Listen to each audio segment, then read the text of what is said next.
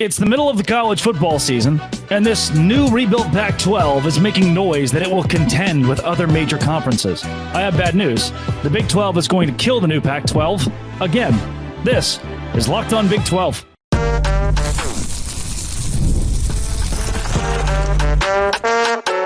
You are Locked On Big 12, your daily podcast on the Big 12 Conference, part of the Locked On Podcast Network, your team every day. Happy Tuesday, everybody. Welcome into Locked On Big 12. I'm Drake Toll from America's #1 Big 12 podcast, Locked On Big 12. Thank you for making this show your first listen every single day. Off the riff, the Big 12 and the ACC and everybody else will kill off the new Pac-12. I hope you know that, and I hope the annoying noise that's being made out west is just noise. Also, it's time. UCF needs to have a conversation with Gus Malzahn about his future as the head coach of the Knights.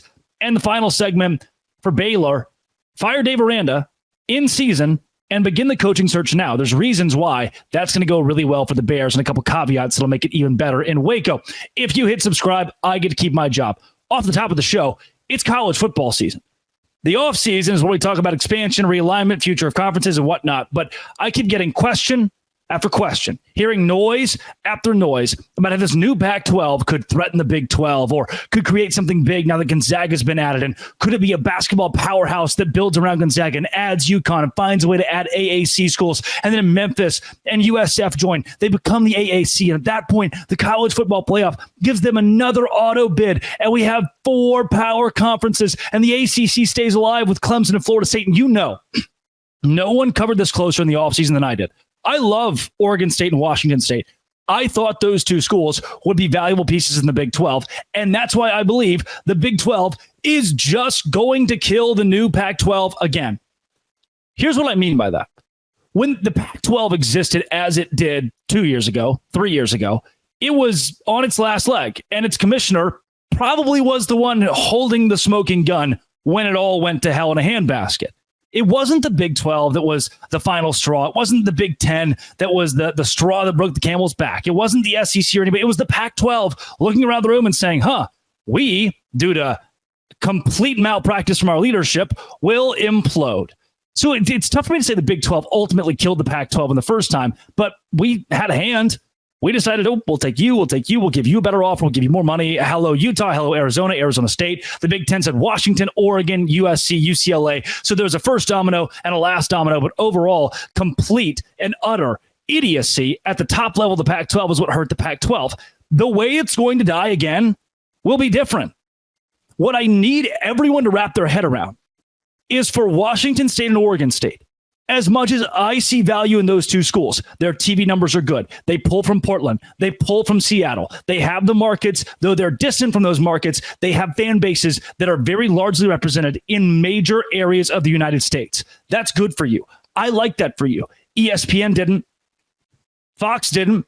NBC didn't. Not enough to add you to the Big 12. Not enough to add you to the ACC. Not enough for you to go to the AAC. I'm reading an article today. This one's from Hero Sports, released about the ACC, the AAC, the Pac-12, potential moves, and who's in the new Pac-2 turned Pac-12. Fresno State, Boise State, Colorado State, Utah State, San Diego State, Gonzaga. So a bunch of the, like San Diego is not even a state. And those schools, Fresno is not even a state. Neither is Boise. Those schools are joining this Pac-12. Would you rather be in a conference? The first thing I want to address here are the people that are going, that could be an automatic bid, which it mentions in here. It's still unknown if the college football playoff will give the new Pac-12 an automatic bid. It's known. It's very, very known. It won't. It won't. Would you rather be in a conference that has Colorado State, Utah State, and San Diego State, or a conference that has Utah? Not a state at the end of that one. Iowa State is there. UCF even. Baylor, Texas Tech, TCU. I mean, the weight from the Big 12 to the Pac-12 is so different. The gap is so large. Adding Gonzaga is not going to help you. And here is where I think a lot of people are getting this wrong. If you're Colorado State, you're going to get left behind in 3 years. If you're Fresno State, you're going to get left behind in 5 years.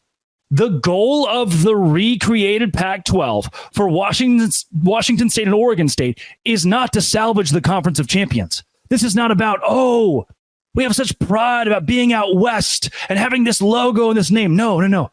It's about money in the interim until there is more money long term. What that means, these schools want a temporary TV deal to be a quasi Pac-12 that outnumbers the Mountain West. They'll make more money than having to pay the Mountain West for some scheduling agreement or join the Mountain West and not make very much money. Hey, we can get an extra $5-8 million a year per school if we call it the Pac-12 and we're a little bit better than the Mountain West and not as good as the AAC, which, by the way, USF, Memphis, UTSA, and Tulane have all said, hey, we're staying. What Washington State and Oregon State want, and in my opinion, Boise State, who's a pretty good expansion candidate, Gonzaga, whose basketball is certainly valuable, they want to turn around in 4 years and say, oh, hello, Mr. ESPN, look what we did. We created a conference that's valuable. We made ourselves money. We brought business here. Can we go to the Big 12 now? Can we go to the ACC now, please? They're losing Gonzaga and Florida, Clemson and Florida State. We could give them Gonzaga in basketball. We could give them Washington State and Oregon State. What these schools are doing, what Kirk Schultz is doing, is not trying to make the Pac-12 a thing forever and ever. He wants 4 good years of Pac-12 to boost his university up and say, we would make more money on a half share or a 60% share in the Big 12 than we are in this Pac-12. I like the sound of more money. We could go to the ACC and be in a much stronger conference and have an opportunity to automatic bid to the college football playoff and have more college football playoff money. I think we're going to do that. This isn't a loyalty move. And you know what? That's okay. If in 4 years, Oregon State's a Big 12 school, Washington State is a Big 12 school, that's great. What that means is that Brett Yormark saw value. And more importantly, ESPN or Fox saw value. And when that day comes, the leaders that we trust, the business people, the TV networks, they saw money, they saw revenue, and they said, let's do it. And when that happens, I trust them. Yormark didn't do that this time. ESPN didn't do that. So the Pac-12 said, yeah, we'll recreate ourselves for a couple years until we can jump ship again. And inevitably, the Big 12, the ACC, somebody will pull Oregon State and Washington State when the time is right, when the day is right, when they're valuable enough, when they've proven, hey, we do carry enough value to lead our own little league. We can be in the middle of the pack in your league, at least better than Houston or Cincinnati or better than SMU, better than Cal. When that day comes, the new Pac-12 dies. It's just this little lifeboat for a little bit, and the Big 12 or the ACC or somebody will once again kill the Pac-12. If you're Washington State and Oregon State, that's the best news ever. You only have to suffer 4 years of a league that's not close to the AAC, of a league that's not close to the Big 12 or close to the ACC. Do that for a couple of years. Then come on by. Would love to have you. Coming up, is it time for Gus Malzahn to go? I don't know. This is Locked On Big 12, part of the Locked On Podcast Network, your team every day. Today's show is brought to you by Roy. I love Roy because it is innovative in the world of the NIL. And I can keep Rocco Beck, my player of the week at Iowa State. The Roy app, ROI, lets you directly support your favorite athletes. Unlike collectives where you give a general donation and you don't know where it goes, Roy lets you choose the athlete you want to support and you back players you care about. In return, getting exclusive content and after the season, personal videos and updates. Right now, the best part, it's risk-free. If the athlete transfers or doesn't create the content, you get your money back. This week, I got Rocco Beck from Iowa State for how good he has been all year long. I just gave $100 to Rocco Beck on Roy. Boom, done, gone. See ya. Thank you. When enough of us contribute, it's not about the dollars, it's about the message that you send to Rocco Beck through Roy. Hey, stay at Iowa State. Plus, Roy's doing their part to bring fans closer to their schools. And they're giving one lucky fan 2 tickets to any game of their choice in November. Here's how to enter. Download the Roy app, Google Play App Store. Use code LOCKEDON when signing up and creating an account. And if you're already on Roy, make a payment to any athlete's campaign, and you'll be automatically entered. No purchase necessary. Void where prohibited. Join Roy.com.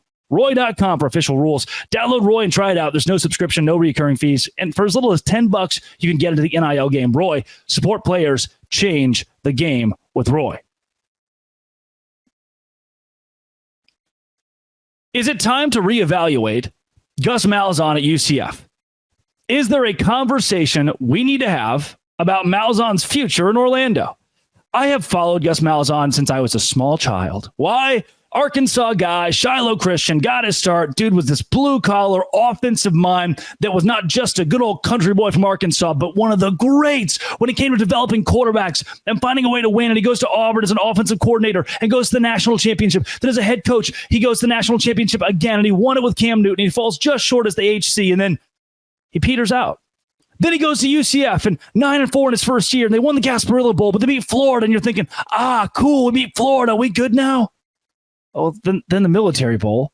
Oh, wait. And then the Gasparilla Bowl again. And then, hey, we're really good this season. We're going to be really good, guys. Trust us. And they're 3-2, but it's not a very good 3-2. Not every 3-2 is weighted the same. I had preseason, and maybe the reason I'm on this conversation for two things, actually, when we bring it back. One, I was in the stadium against Florida and sorely disappointed at what looked like give up at the end. Of, hey, 4 minutes to go. We're down by double digits. We need to go. We need to throw the ball. We need to do something. We're just kind of walking. We're not really, it's okay. We know we're going to lose at this point. That's what it looked like from sitting inside of the stadium, looking at the sideline. Like, where's the urgency from anybody? I had UCF. The second reason I'm talking about this is because I had UCF at 9-3 this year, which I guess they could still do. Beating New Hampshire, Sam Houston, TCU on the road. None of those wins look good anymore. None of those wins look good. Maybe Sam Houston. Oh, is that your marquee victory? Kind of. That's not a good thing. UCF, in the last 2 weeks, against Colorado, blown out of the absolute water. Against Florida on the road, your offensive line was bad. Your passing game was non-existent. Your guru of a head coach, who I've always liked, always supported, would have loved to have seen him in Fayetteville, Arkansas. That was my childhood dream. Go coach the school of my childhood. Come on, Gus, bring him home. But what if, like Kenny Dillingham said preseason, he was quoted as saying about Gus, he's kind of like he does his own thing. This is what Gus does. Like, he sets his mind to something, and that's what it's going to be. You've got the Florida game where you trounce, couldn't throw the ball forward. Colorado game, couldn't really run the football that well there, couldn't establish the run, and you were behind. So then when you had to throw the ball in any game, the UCF gets behind 14, smell ya. Good luck coming back from that. You can't put the thing with the football is that it's this little, probably 8 inches, 6, 7, 8 inches, which is above average, by the way.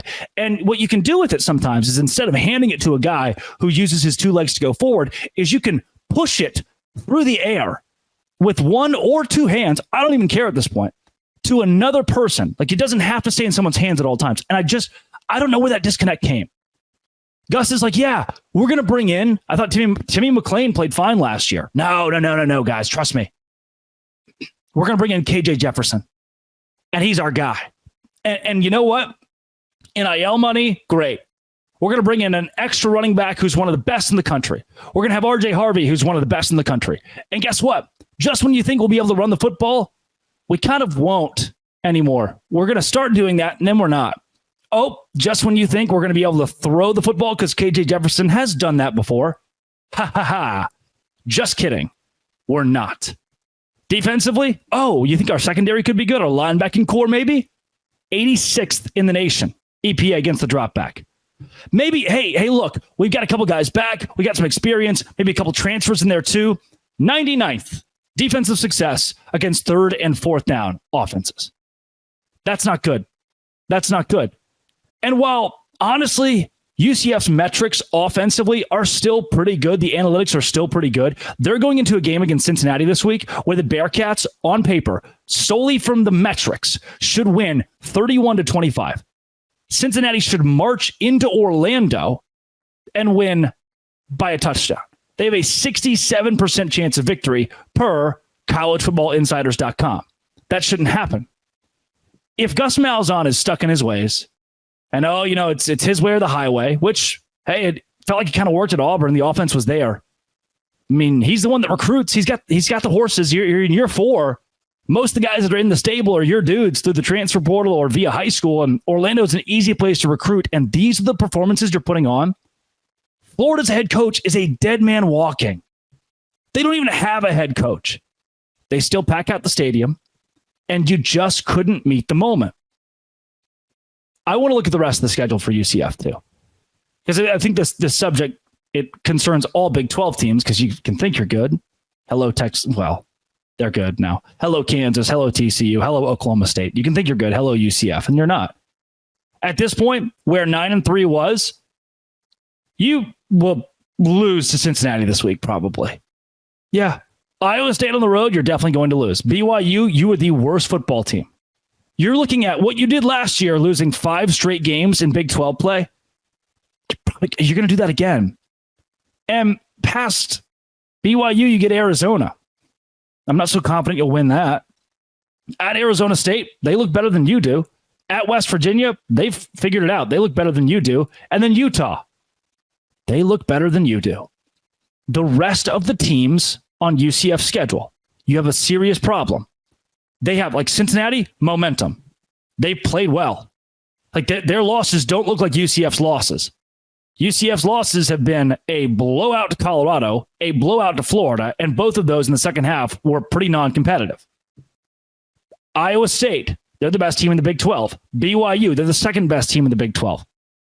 Arizona went on the road and beat Utah. They might go 7-5, but they create havoc, create chaos.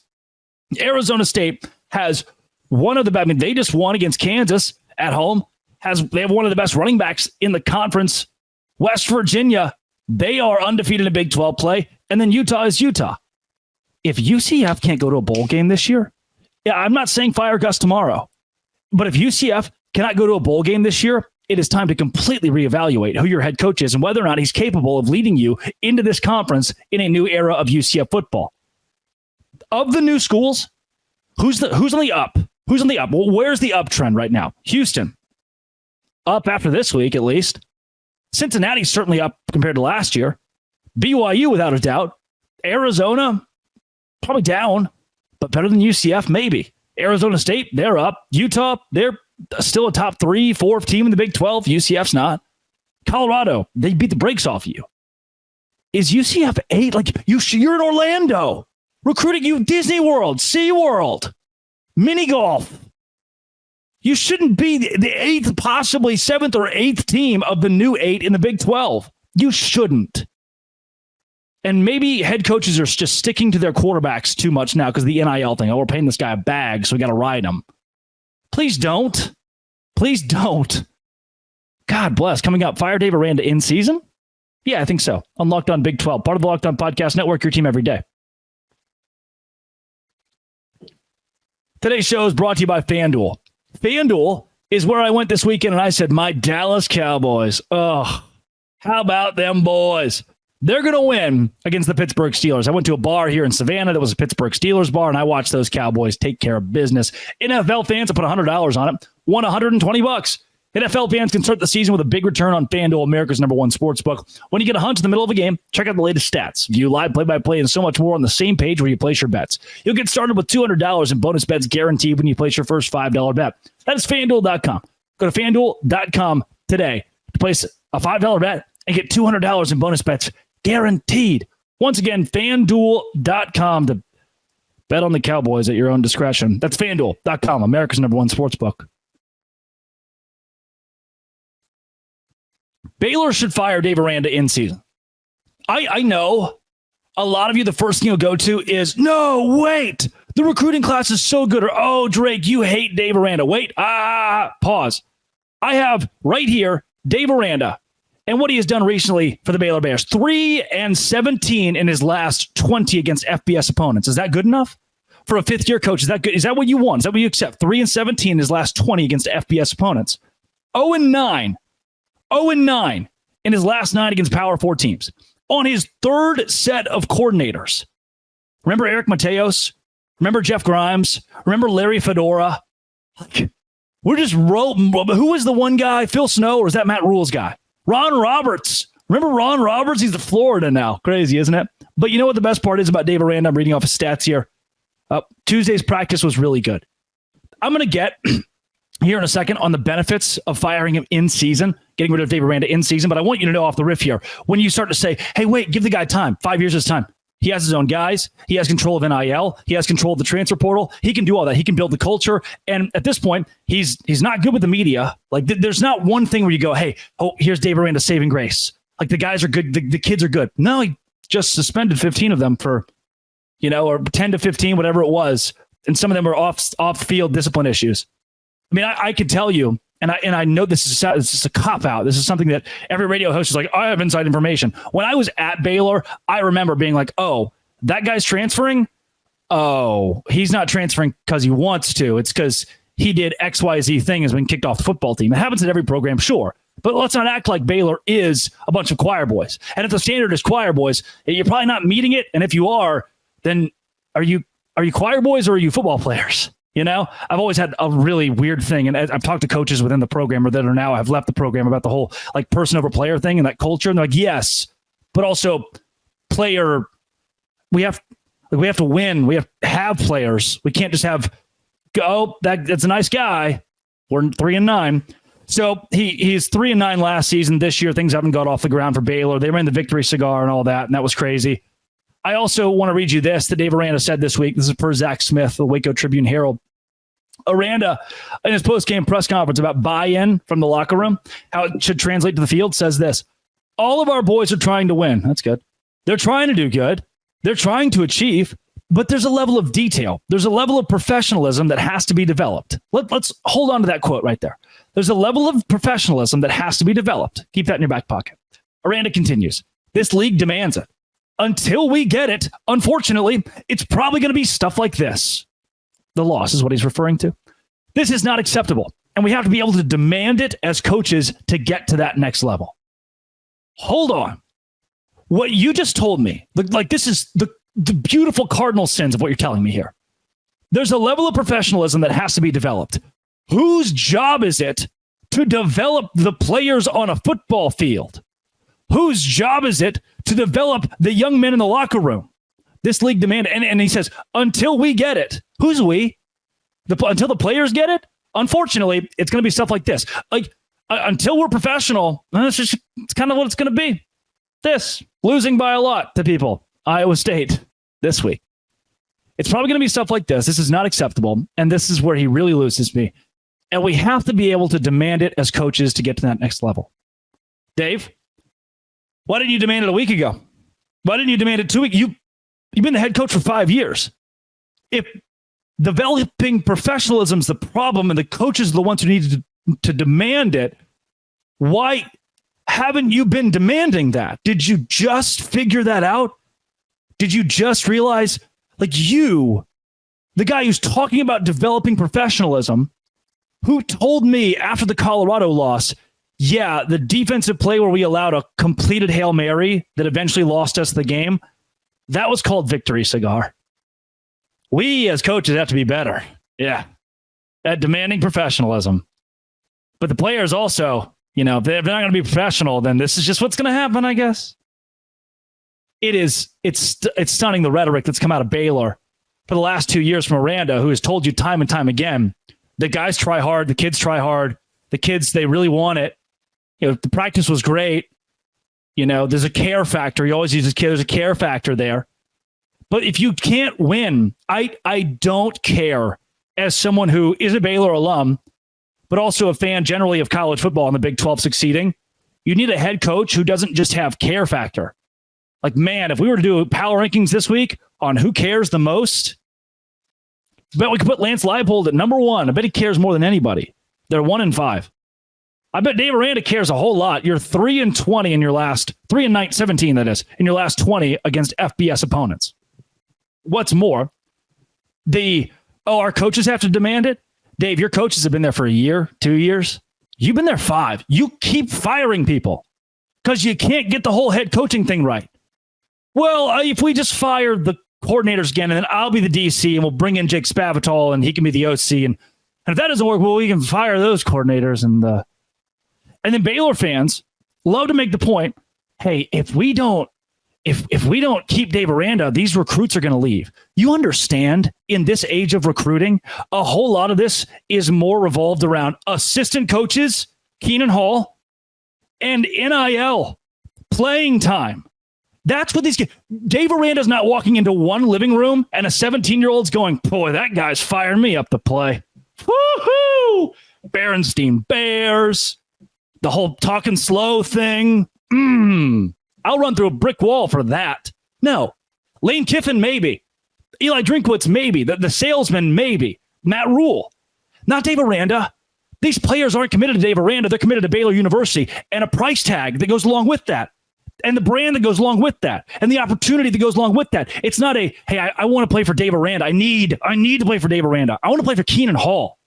That's why you fire Dave Aranda in the middle of the season. You start building around, hey, you assistant coaches, Keenan Hall, how do we build around you? You haven't been here that long. Aranda's been here 5 years because of, him firing people and stuff. Third set of coordinators. You're kind of new here. Can you stay?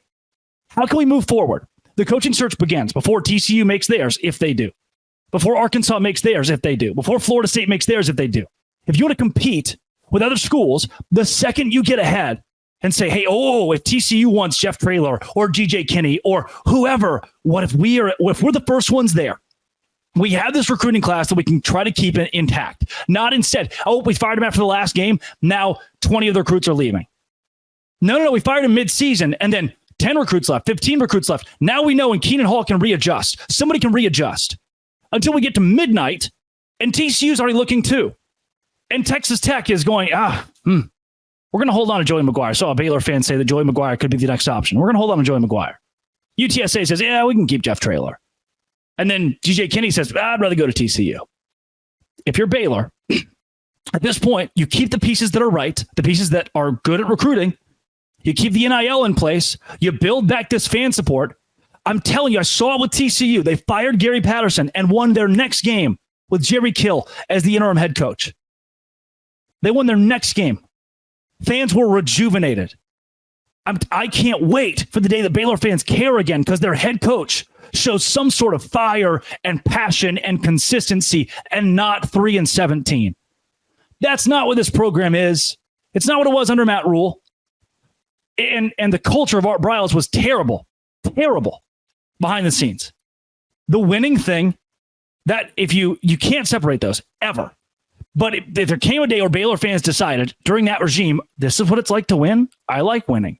So if you brought in a Matt Rule who didn't have near the culture issues off the field, if any at all, and said, that's what it looks like to have culture that's not against NCAA rules or the rules of moral code and ethics in general, and you can win with that, we would love to have more of that. And now Dave Aranda has all his own players, can control NIL, can control the transfer portal, just doesn't know how to do any of it. He's not a head coach. He keeps trying, look at his eyes during a press conference. He's trying to tell you.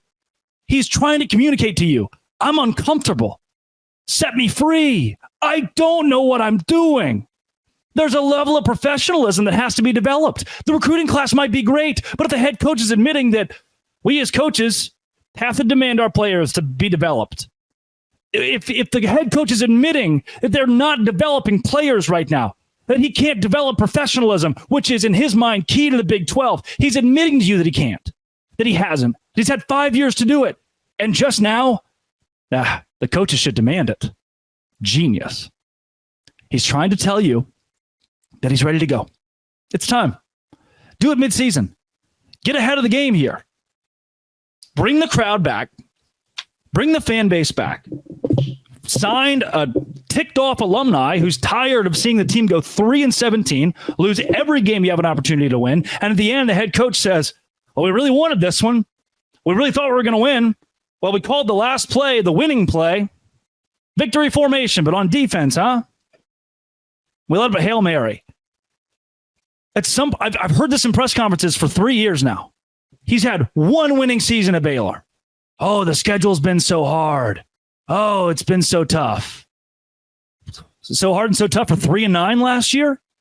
Yeah, we're brutal, huh? Coming up, this was my preseason projection was Baylor to be bad. They got Texas Tech on the road.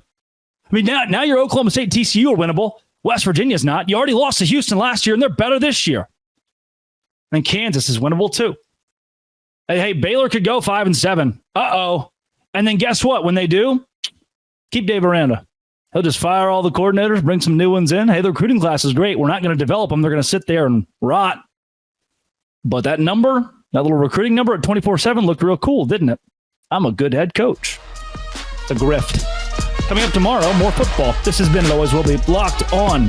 I love college football. I get so passionate about it, especially the Baylor Bears. Thanks for making it your first listen every single day. Dose grande.